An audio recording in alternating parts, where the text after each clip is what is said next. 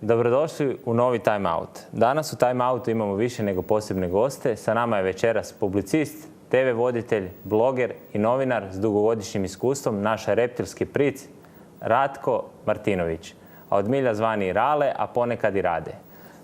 Pozdravljamo i našeg drugog gosta kojeg je ljubav prema MMA sportu prevladala i odredila mu životnu karijeru, a iz toga se izrodila jedna od najboljih i najuspješnijih europskih dvorana i nova MMA organizacija na čelu s hrvatskim Dana Whiteom, Dražen Forgač. Evo, Bog. Dobro nam došli. Mislim sam da ćeš mi reći da sam i avanturist, ali dobro, taj dio si preskočio. Pa dobro, avanturist u slobodno vrijeme, ali evo, za gledatelje nadam se da smo dovoljno nabrojali, pošto evo, stvarno nam je to teško bilo kako tebe nazvati. Kako bi ti sebe primarno? Jesi ti podcaster, novinar, što? Sve. Da. Čovjek medij. Evo, možda bi gledateljima prvo bilo zanimljivo za tebe, Dražene. Ratka već znaju sa Z1 televizije. Kako si se ti krenuo baviti MMA sportom? Pa zapravo sam se krenuo baviti karateom dok sam imao 10 godina kao klinac. Tamo u Zeleni gdje sam ja živio bio jedini zapravo uz nogomet borilački sport. Nogomet i drugi sport koji imaš hokej, a jedini borilački sport je bio karate u to vrijeme. Ja sam počeo trenirati kod dijete, natjecati se i nakon toga 14-15 godina kickboks, savate boks i tako dalje. I onda znamo svi da je Cro Cup prebacio se na MMA. Vidjeli smo njegov prvi meč kad je razvalio Fujiti glavu. Ja sam rekao to je to, moram se s tim baviti i krenuo sam u MMA. Super. Da. To tamo ovako po filmovima, naš Karate Kid. Upravo je to bilo, pa to je bilo, znači prvo sam imao karate, onda Američki ninja se tu malo pojavio i onda je došao Van Damme sa krvnim sportom i kickbokserom i to je bilo to.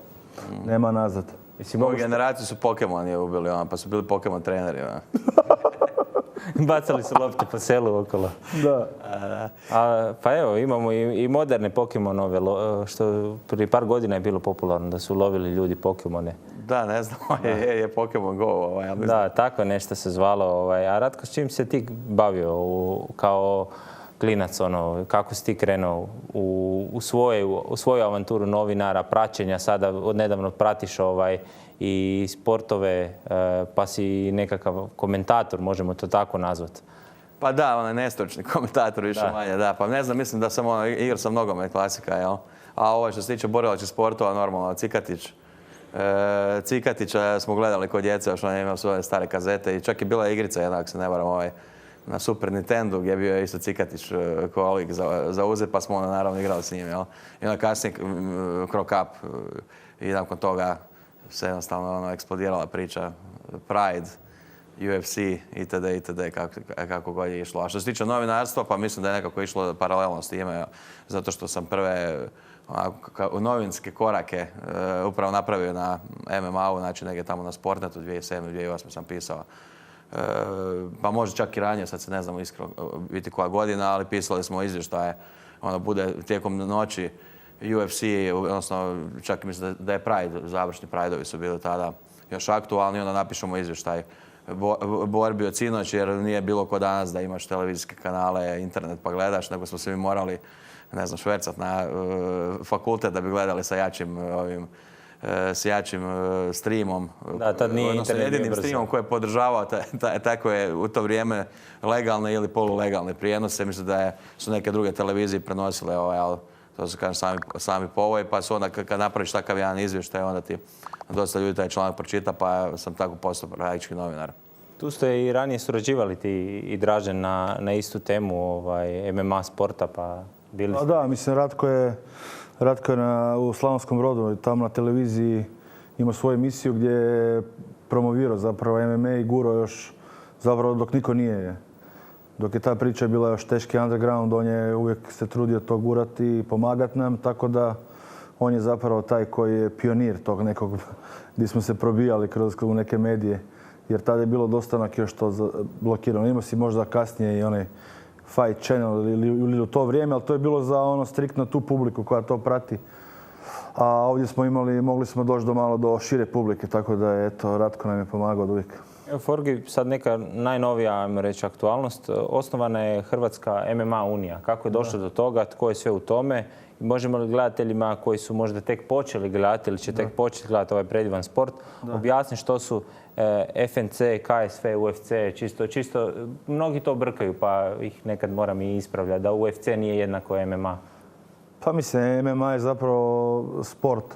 To je naziv sporta, mixed martial arts od engleskih tih riječi i zapravo to je skup tih vještina, to je hibridni recimo sport u kojem možeš koristiti sve dostupne alate iz ostalih sportova borilačkih i borilačkih vještina. A UFC, KSV, naš FNC, sad to su organizacije borilačke koje promoviraju MMA. Znači, MMA je sport, a ovo su borilačke organizacije. Kao što je košarka sporta, NBA je američka organizacija, ne znam, AIB-kova liga, ABA liga je europska, ili ne znam već kako to ide. Slabije to pratim, ali ljudi će to shvatiti da razlikuje to. Da, jer dosta često i kad smo pitanja dobivali za emisiju, dosta često ljudi to... Da, pri čemu je UFC najjača organizacija na svijetu, američka.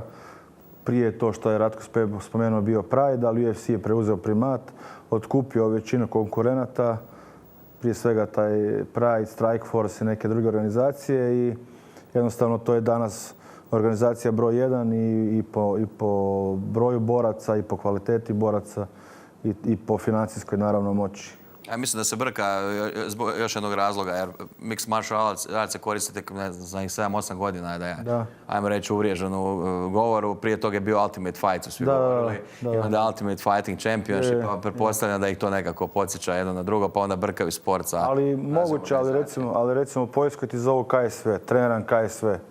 Poljaci govore treniram KSV, zato što se njihova organizacija zove KSV i onda ovi klinci koji te kreću ili planiraju krenuti ili fanovi govore treniram KSV. Pa evo ti nosiš njihovu i majicu malo. Pa da, evo, zato što u subotu imamo meč upravo u KSV-u, Filip Pejić se bori tamo, tako da u srijedu putujemo i to će biti veliki izazov za Filipa. Bori se protiv dečka koji je prvak ostale dvije poljske organizacije. Značajne to su Babylon i FEN i on je tek potpisao za KSV, ali oni ga žele odmah gurnuti u sam vrh. Filip mu je zapravo zadnja prepreka do toga da dobije meč za titulu protiv francuskog borca Parnasa, ali mislim da će se poskliznuti na toj prvoj prepreci jer Filip je maksimalno spreman i mislim da težak posao čeka njegovog protivnika. Filipov sam fan, pratim sve njegove borbe i obožavam njegov stil onako. Pa da, izuzetno je atraktivan borac i bez kompromisa, znači neće pružiti dosadan meč sigurno, znači ili će pobijediti ili će biti meč zanimljiv. Znači nema kod njega nekog smaranja, dosade, tako da i jako ga vole fanovi u Poljskoj. Doslovno koda po ulici, ljudi ga zaustavljaju, slikaju se s njim i tako dalje. Puno, višestruko veća zvijezda u Poljskoj nego u Hrvatskoj.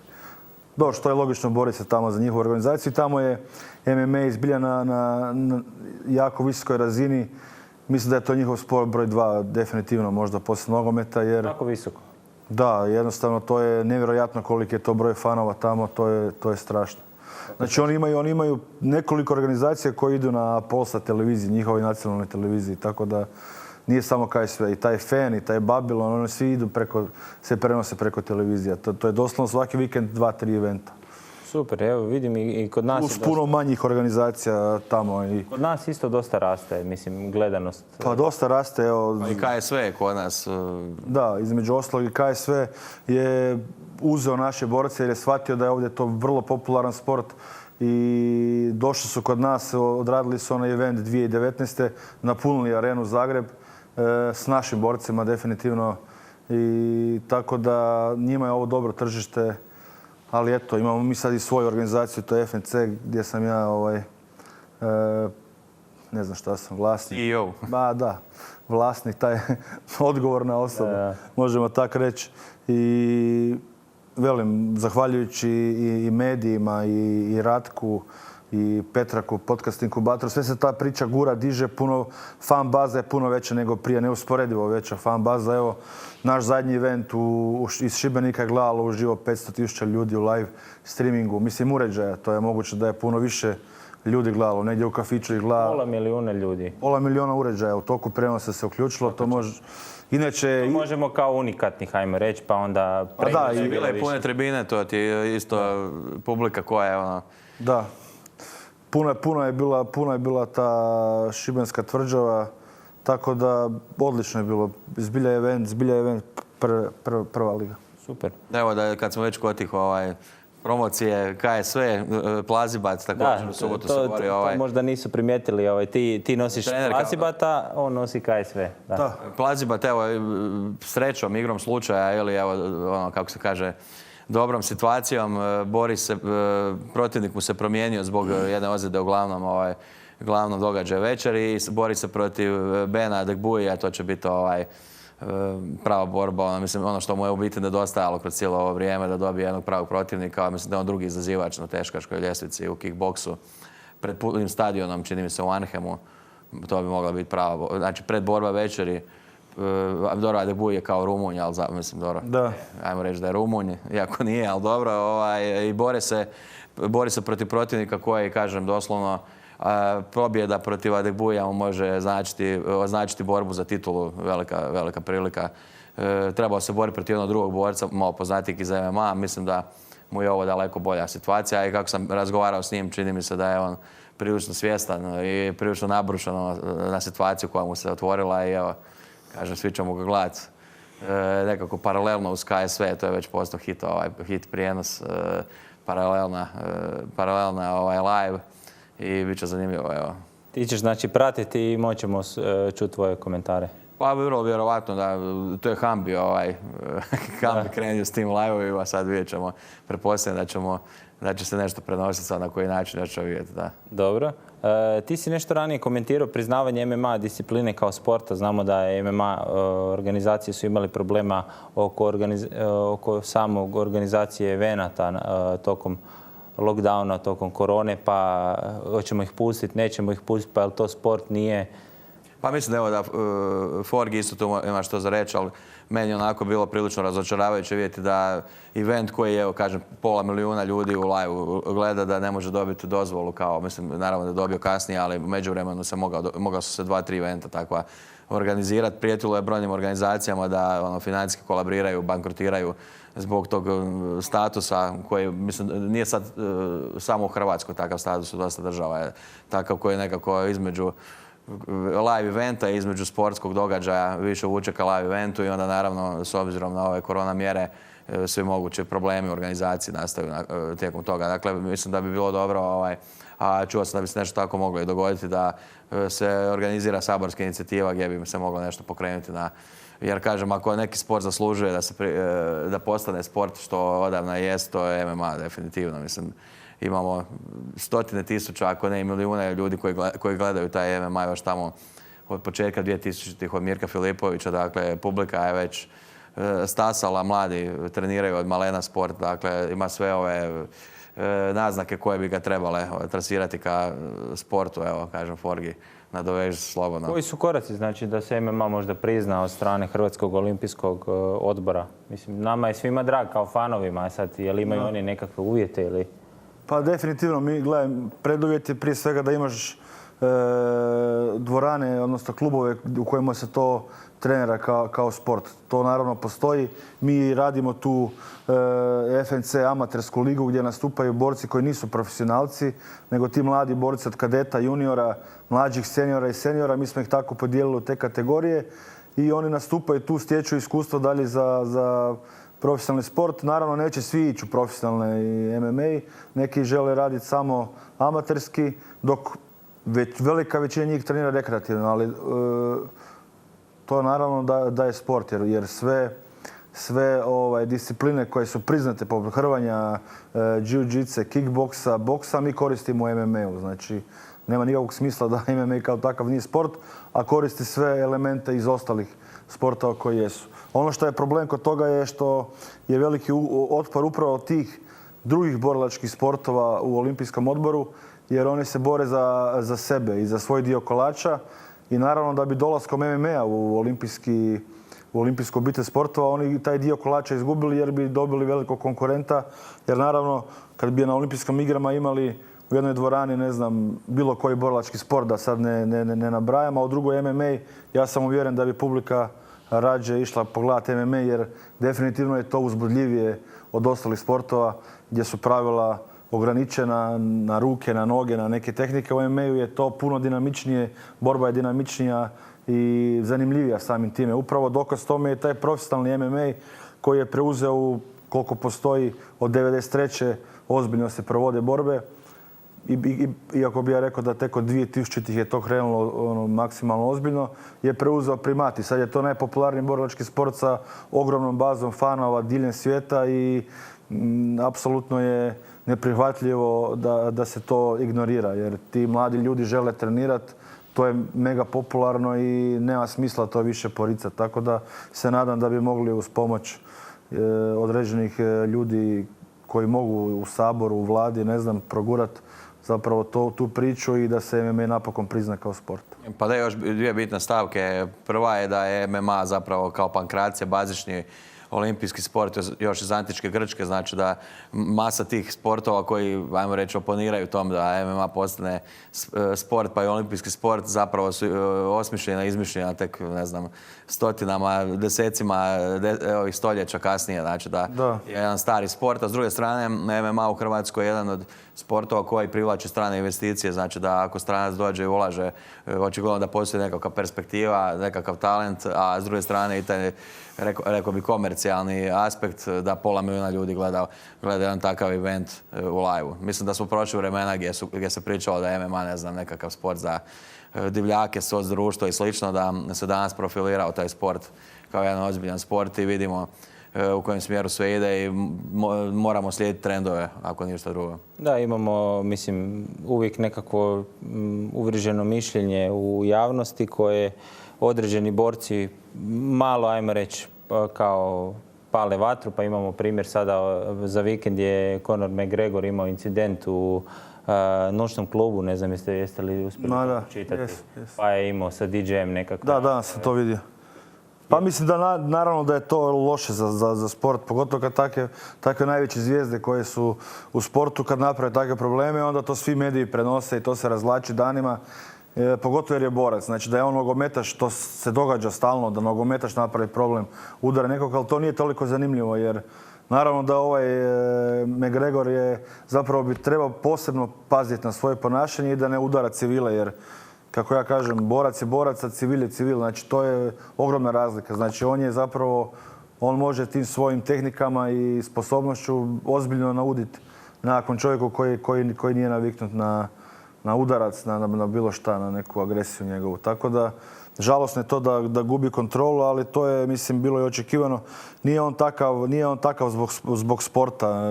Dosta mi prijatelja živi tamo u Irskoj i oni kažu da jednostavno oni su veliki broj tamo, ima ljudi koji su tako prgavi, takvog ponašanja, pogotovo kad popiju, nerede rade, tučnjave, razbijaju dućane, kradu. Znači jednostavno to je u njemu, a taj novac i ti milioni koje je zaradio međuvremenu samo su potencirali to, da to izlazi na površinu i da ga mediji snime, da je to neki običan čovjek se napio, udari nekog, nikoga ne bi zanimalo, a naravno kad takva zvijezda to napravi, to je problem. A i to, znaš, kad on udari nekog DJ-a ili kog je već udario nekog starca, onda se, znaš, kao osuđuje se to, ali recimo kad je njegovog trenera, kad je onaj zaštitar ugušio, onda se ismijavalo, dakle, ono... Da. Ne valja što god, ne valja. Ako on prebije, ne valja ako bude prebijen, a nekada se ne može izbjeći jednostavno okršaj.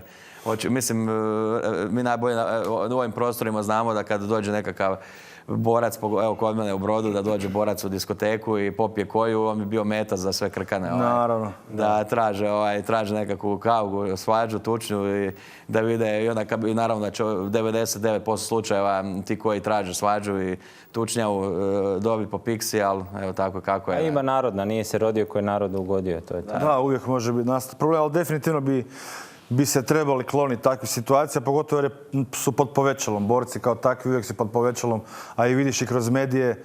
Često se svađam, imam dosta prijatelja novinara i to, i onda neke redakcije objave poznati MMA borac iz, ne znam, Srbije, a čovjek ima jednu amatersku borbu prije 6 godina, ono. Ali kad je napravio neki problem, on je automatski poznati MMA borac, bez obzira što je apsolutno nepoznat čak i meni, jer ja nisam znao ko je to, a to je nevjerojatno, jer znam vjerojatno svakog borca u regiji, a tog ne znam. Čim kad stave poznati MMA borac, je nekim pao poznati boksač i onda ne stave ime i prezime ni inicijale, jer bi svako normalno nošao ukuca da vidi je poznat ili nije, ako mu nije poznat. Da. Na boks reku, njegov skor. Istina. Vjerovatno mu je, clickbait i ljude pali u komentarima. Ali čim staviš MMA i problem neki i ovo, oni znaju da će ljudi to otvarati i to je to. Logično. Forgi, evo, kako si ti trenutno zadovoljan sa svojim borcima u klubu? Je li ima novih mladih nada koje pripremaš, koje ćemo tek vidjeti? Ili... Pa ima, gledaj, po tim pokretanjem te lige FNC koju guramo sad već 1,5 godinu i tih turnira Armagedon za mlade borce, napravili smo jednu odličnu bazu boraca koji su sad spremni za malo veće izazove i ta priča je baš dobro zaživjela i zbog toga sam jako sretan, tako da ide sve u dobrom smjeru. Mi kao najveći klub u regiji imamo zbilja dobrih, kvalitetnih mladih boraca koje će ljudi već jesu upoznali, a kroz naredne naše turnire će ih dodatno upoznati. I dosta regionalnih boraca se priključilo FNC-u. Zadnji što smo potpisali ugovor je Marko Bojković. On je po meni najtalentiraniji mladi borac u regiji, definitivno, i borac od kojeg očekuju se najveći dometi godinama koje dolaze. Tako da smo iznimno sretni što je sad dio našeg rostera boraca i njegovog premijerni nastup ćemo imati na FNC-u na finalu Armagedona. A finale Armagedona 18. prosinca, to je... Finale Armagedona je 4.12. 4.12. Da, i tu ćemo imati njegov premijerni nastup za FNC nakon osvajanja Armagedona turnira. Svi žele revanš uzvrat Vase Bakočevića i Francisca Croate? Pa da, borba je završila tako kako je završila. Vas se ozlijedio, Barrio ga ugušio, naravno. Ljudi očekuju da se odradi revanš kako bi oni do kraja riješili te svoje probleme koje imaju već godinama, međusobne. Barrio je zainteresiran ukoliko se zadovolje njegovi zahtjevi ponajprije financijske prirode, jer naravno on sad tim revanšom ne dobija previše što se tiče u sportskom smislu. Ima pobjedu, bez obzira što je nastupila nakon ozljede Vase, a pobjeda nad Vasom kao takva i ne donose neki napredak na međunarodnim ljestvicama MMA, jer apsolutno nije Vaso rangiran trenutno na njima. Tako da ja razumijem i Barija, ali razumijem i fanove koji žele vidjeti taj revanš i ja isto kao fan MMA bi volio vidjeti taj revanš, ali evo, u pregovorima smo i mislim da ćemo na danima koji dolaze to završiti. Ne zovu takve borbe uzalud money fight. Da. Evo, Forgi, možda još jedno pitanje za tebe, nevezano za MMA, ali tiče se borilačkog sporta. Mavrović comeback, kako komentiraš trenutne prozivke i rivalstvo među borcima u boksu koja se trenutno događaju? Pa Mavrović comeback, to ne znam šta bi sad trebao o tome reći. Željko Mavrović je legenda boksa, napravio je svoj prime, ali to je bilo, ne znam, 98. godine, 7. koji sad vraćate nakon toliko godina, to mi više izgleda kao neki revijalni mečevi. Želimo sve najbolje. Ne znam koji je smisao toga, možda financijske prirode, možda želi u one borbe legende, ali ne znam koliko je on zanimljiv tamo. Vidio sam da spominje i Tysona i ne znam... Da, spominje i Tysona, da. Da, ali ne znam koliko je to realno i shvaćaš Bio nam je tu i Alen Babić prije koju emisiju gost i on je zapravo rekao ako je financijske prirode to vezano za Željka, da on njega smatra legendom i da je on voljan boksa sa Hrgom i da će kompletno sve svoje prihode donirati Željku samo i bez ikakvih kamera, bez ičega je rekao da će to odraditi, da nije nikakav problem boksat njemu sa Hrgom. Ma da, mislim... Ma ne, sve 5, ali što se tiče njihovih međusobnih prozivki, to je po meni dobro za boks, jer napokon neko i jedno vrijeme totalno niko nije pratio, pogotovo naše boksače, to nije postojalo. Ali evo, taj posebno mislim na Babića, on je digao tu popularnost, trudi se to i promovira jako dobro. Jednostavno, čovjek je ultra zanimljiv. Meni osobno puno zanimljiviji od Hrgovića i ima karizmu, ima taj svoj stil i taj svoj savage mod i čovjek za sad gura jako dobro. I mislim da je to dobro za boks, bez obzira. I to je to. Ale, ti si isto njegov fan, je li? Pa ja sam fan bilo koga, našeg boksača koji se borio, ja reći, rezonski sa pravim protivnicima. Da pače, navijaš za svakoga, naravno da su navijali svi i protiv Joke za Miluna, što se tog tiče, nema nikakvih, Milasa, pardon. Nema nikakvih problema oko toga. A što se tiče ovoga, da, pa vidim, čini mi se da gledatelji, vidim kao neko kritizira Babićev javni nastup, ali Babić je, mora se to znati da je Babić u svega 2 godine zapravo dostigao. Hrgović je bio poznat boksač, međunarodno priznat boksač, naravno zbog amaterskih uspjeha, zbog svjetske lige i svih ostalih stvari i pompoznog prelaska u profesionalce, ali Babić je sa svojim načinom boksa i medijskim načinom nastupa jednostavno digao sebi toliko popularnost da je nadoknadio sve što je izgubio ili nije stekao do tada na način na koji je Hrgović stekao. Dakle, sad praktički imamo 2 al pari boksača, ne samo po popularnosti među hrvatskim gledateljima, nego i po njihovom, ne vidim nikakav, još nažalost sad mu je odgođena borba Babiću da je bila ova borba. Da, jer imaju problema s nalaženjem. Bi onda on doslovno dostigao Hrgovića i na ljestvicama, mislim da. Nažalost, čini mi se da Hrgovićeva karijera ne ide u smjeru kojem bi trebala ići, a nije on tu kriv. Čini mi se da menadžment definitivno. Menadžment ne radi dovoljno dobro svoj posao, ne znam sa koji bi bio možda... Niko ne osporava Hrgovićeve kvalitete, daleko od toga, ali po meni je taj profesionalni boks treba imati dozu šoa, a to je ono što Babiću donosi. On je zanimljiv, on privlači publiku. Ja mislim da je on u stanju napuniti sad dvoranu u Zagrebu. Dok smo za Hrgovića vidjeli da u Areni nije uspio, u Ciboni nije uspio, svačaš, treba jednostavno imati nešto više toga da ti privučeš publiku. Treba karizmu imati jednostavno. Da budeš zanimljiv, naravno da će on, da u jednom trenutku moraš imati i tu karizmu, ali moraš imati kvalitetu. Jasno, ako Babić krene sad nizbrdo, da će vrlo brzo pasti dole, ali to je tako, jednostavno guraš dok ide. Daj Bože da postane prvak svijeta, to mu svi želimo i njemu. Daj Bože da Hrgović postane prvak svijeta, ali po meni ja mislim da za sada Babić radi super posao, digo je tu, zanimljiv je, ljudi prate i to je to. Nema tu velike mudrosti. Radi apsolutno sve što je potrebno iz njegove perspektive da napravi rezultat. Dok kod Hrgovića mi se čini da ne ide u dobrom smjeru. S obzirom da imaš, 20 najboljih teškaša, da ne možeš baš niti protiv jednoga nikad ništa dogovoriti, vam je nekako... A mislim da je stvar tu promotora. Mislim, promotor je taj koji mora izvajati lovu. I to je to. Znaš, to ti je ista stvar kao da ja kažem ne mogu naći protivnika u FNC-u za Pejića, Erslana i bilo kojeg drugog borca. Pa naravno da ne mogu naći za 1000 eura. Ali za 10, 20 ili ne znam koliko 1000 eura ćeš vrlo brzo naći protivnika. Bez ikakvih problema, da. Apsolutno. Znači, samo se o tome radi.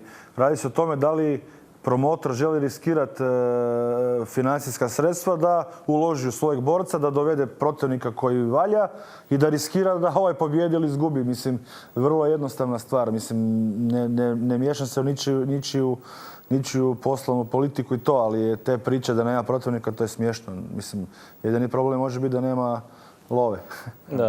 Da nema dengi. I onda sa Hunterom, da je Hunter izbjegao, a Hunter, kogod je gledao javne nastupe od Huntera, ne čini mi se baš da bi on nekog izbjegavao, pogotovo što se čovjek je borio već sa Usikom, recimo, sa renoviranim boksačima, a s druge strane, zašto bi se borio s Hrgovićem za $100,000 kad ima ugovor za 1 milijun u svojoj promociji. Mislim da nema nikakve računice s te strane. Da, ulazite u toliki rizik. 10 puta razlika u cijeni, prevelika razlika, a ako ga pobjediš ne bi dobio toliko sad da bi nadoknadio tih $900,000. Da, sve je stvar količine novca i rizika koji donosi koji meč. Znači, jednostavno, da bi se digao gore moraš uložiti novac, dovesti protivnika, a da bi on izašao opet moraš ga platiti. Tako da sve se oko toga vrti. Jednostavno.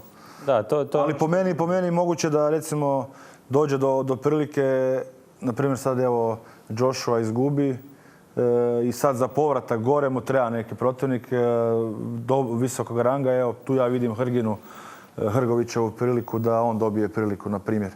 Da on šampionu nekom izađe, da bi se vratio gore ili, naravno, ono što svi mi želimo, da ga Hrga natambura i da on ode gore. To je ta prilika. A druga verzija je da ti si taj, odnosno tvoj promotor koji te gura i koji ti dovodi protivnike adekvatne. A za to treba opet uložiti. Treba uložiti ili targetirati nekog protivnika koji se nije dugo borio, ne znam, onaj Big Baby, kako se zove. On je bio pod dopingom, sad se vraća, ima skor bez poraza. Vjerovatno ga niko neće željeti zbog to što mu se izdogađalo i onda ubos takvog protivnika, mislim da je isto opcija. A sad kažem, opet cash out, vidjet ćemo. Da, gledatelji često ne razumiju pozadinu ove priče, što se događa iza, pa evo... Mislim, ne razumijem ni ja apsolutno koliko je u MMA-u, znam točno kako stvari funkcioniraju u milimetar. A u boksu sam prilično siguran da ovo što govorim da je tako, ali i ono što čujemo od drugih boksača.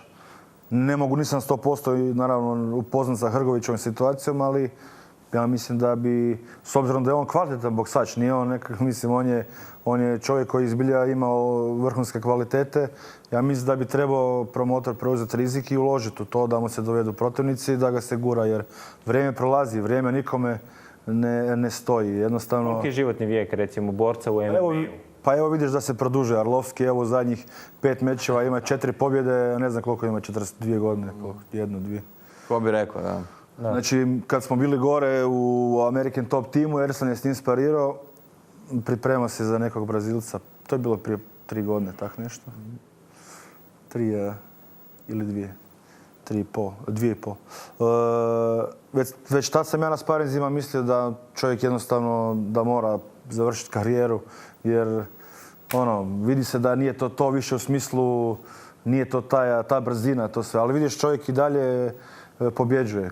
Kod teškaša, recimo, ti je životni vijek borca duži nego kod manjih kategorija, jer kod manjih kategorija ta brzina je ta i eksplozivnost koja je puno važnija nego kod teškaša gdje neke druge stvari poput snage, izdržljivosti, iskustva određuju tijek borbe. Pa je istrošenost, neki borci su jednostavno kasnije počeli. Ali gle, to je istina. Ali Arlovski ulaže puno u oporavak, u treninge, u prehranu. Čovjek je praktički cijeli dan ili u dvorani ili u nekakvim tretmanima. Puno pazi na svoje tijelo. I vidimo kod nogometaša, na primjer, onaj Cristiano Ronaldo, koliko ima, 37 godina, koliko igra ko zvijer. Nekad je igrač koji ima 29 godina bio već za otpis, naš sam. Znači, tako da ti možeš tim pametnim treningom, prehranom i sredstvima oporavka apsolutno produžiti svoju karijeru. Sve zavisi koliko i kako živiš, treniraš i koliko si sklon ozljedama. Dok u boksu ipak malo drugačije, da.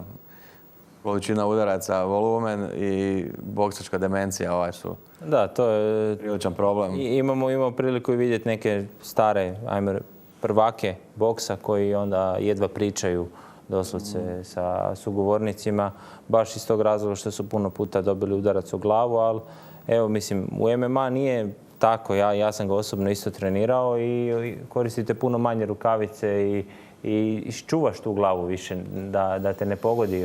Gle, sam sistem treninga je drugačiji. Ti u MMA-u širok je spektar tehnika koje moraš utreniravati.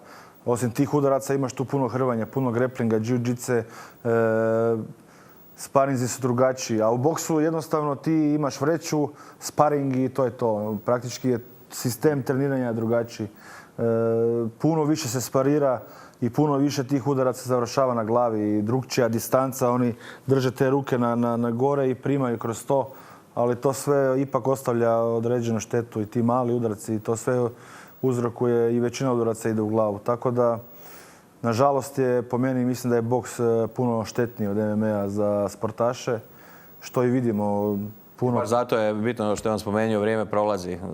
Znači, što su ovi... Vrijeme nikom nije u sadašnji prvaci pokazali da su to na vrijeme shvatili. Oni su jako brzo se borili već za ove najbitnije mečeve karijere. Mislim, i koja je prije par godina za Furya, ne znam, ili za... Pa dobro, i za Joshu nisi mogao znati da će baš tako eksplodirati. Ljudi su u relativno kratkom vremenu se odlučili na sve ili ništa jer jednostavno nemaš previše vremena i mislim da je Hrgoviću idealna situacija da sad krene u ključne mečeve, treba novaca imati. Opet se vraćamo. Mislim da općenito kod naši boksači predugo ostaju u amaterskom boksu i prvenstvo ono, i Hrvatske puno, nema tu, ok, super, sve to lijepo, probaš doći na olimpijadu, ne idi u profesionalce po meni. Mislim da nema smisla predugo ostajati u amaterskom boksu jer i on nosi svoju štetu. Naravno da je klubovima i savezima u interesu da neki boksač čim duže ostane, osvaja medalje na nekakvim europskim, svjetskim natjecanjima, jer oni dobivaju onda od toga i stipendije, i plaće, i treneri, i tako dalje. Ali po meni onaj boksač mladi na kojem se vidi potencijal nema šta predugo se zadržavati u amaterskom boksu. Znači, evo kad smo kod mladih, primate li mlađe uzraste koji žele početi trenirati MMA? Primamo. Koje godine? Pa evo, mislim da najmlađi član trenutno ima 13 godina.